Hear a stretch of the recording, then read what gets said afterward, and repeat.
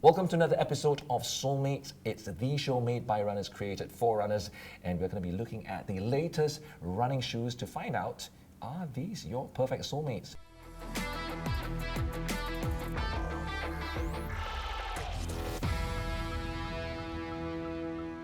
Joining me on set today in studio is Chermaine Zhou. Welcome, Chermaine. Hi everyone, I'm a digital content creator and a running enthusiast. Yeah. Running actually has been a lifestyle to me. I've been running for about, I think, 5 years now. Yeah, and I really enjoy it very much. Well, we're excited to have you join us today because we will be reviewing the latest pair of adidas Ultraboost Light. That's the shoe of the week. All right, first up, key specs of the shoe. We are going to be looking at the upper. Prime knit, of course, a more breathable than before. It hugs your foot and it's also very stretchy at the front, so it doesn't matter if you have broader feet. This pair of shoes, I do believe Chermaine has tried it on. I haven't actually tried it on, but from what I've heard, at least from reviews, it does hug around the contour of your foot, so no issues with blisters and all that based on the stretchable material. Actually, the toe box has a lot of ample space, so it doesn't give you any blisters. The added padding in the heel area is also one of the key highlights of this particular shoe in terms of comfort. Heel collar is actually really snug, so it provides a very good fit and it helps to keep your foot in place when you're running. Features lockdown lacing at the top, of course, is specific to the adidas Ultraboost design. Any issues with that for you? Actually, I have the previous rendition of the Ultraboost, and when I first saw it, I actually thought it was really very similar, but the moment I tried it on, I could really feel the difference because it's actually about, I think, 30% lighter.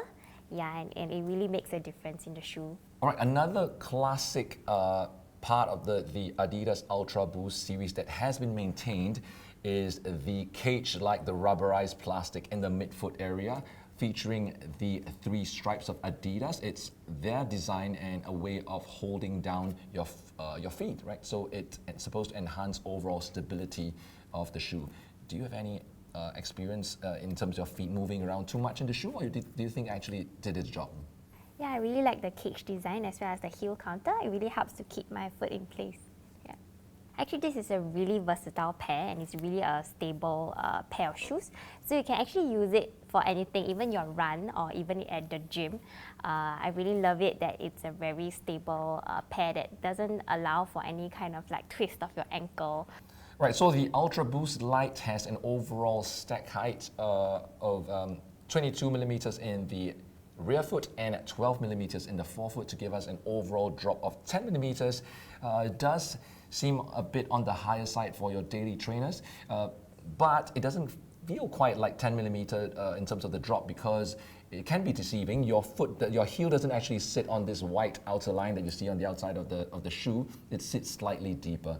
Well, okay, a quick look at the outsoles of the shoe as well. As you can see from the lugs below, very grippy pair of shoe. This is part of the collaboration that Adidas has with Continental Rubber.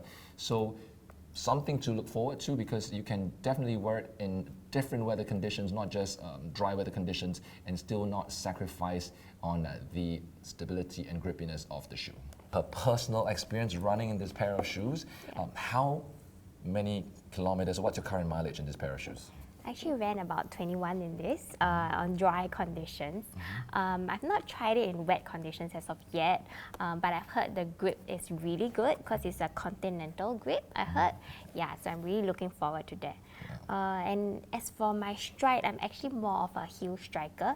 So, so far this shoe is really good for that because of the back cushioning. Something that you like, if you have more than one thing that you like about this shoe, what do you like? I really like the color of the shoe. I think Aesthetics. all girls can relate to it. And as I mentioned, I think it's a really fashionable shoe. I think the Ultraboost is a very iconic pair and you can easily wear it for a run, and then after that you can head out in it. You look really well in it. It's really a very fashionable shoe. Yeah. Is there anything that you think could be improved for the next edition of this shoe? I guess it will be the forefront of the shoe. So far, as I mentioned, the back is really cushy, but the forefront is a little bit more stable. So I would hope that they have a little bit more cushion in the front for forefoot runners. This shoe does fit into the daily trainer category and probably, I don't know what kind of runs it's actually meant for. Who do you think this shoe is best suited for? I think it's a really versatile pair. You can use any like beginner runners can use it, and it's even good for recovery runs or easy runs. Something that we always do in every episode on Soulmate. So we're going to rate this shoe across 5 categories. That's comfort, stability, responsiveness, grippiness, as well as value for money. And we're going to get Chermaine to help us do that. So in the area of comfort, how many soles out of 5 would you rate this shoe?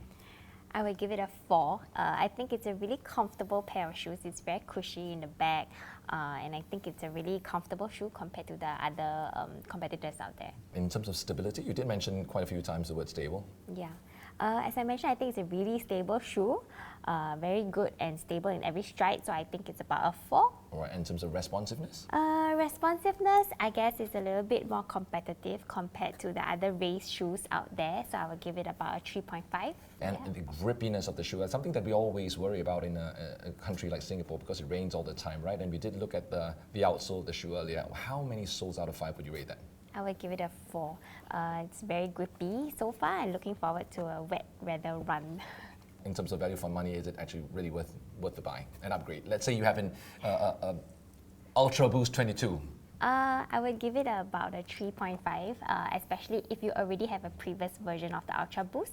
But if you never tried the Ultraboost before, I really recommend using this and training in this for your daily training routine. Which gives us an overall score of 3.8 soles out of 5. A very decent score, going for $289, as I mentioned, at any iRun Singapore store. You can get it there or even online as well. Thank you so much for joining us today. We hope you enjoyed this episode of Soulmates. Are these your perfect soulmates?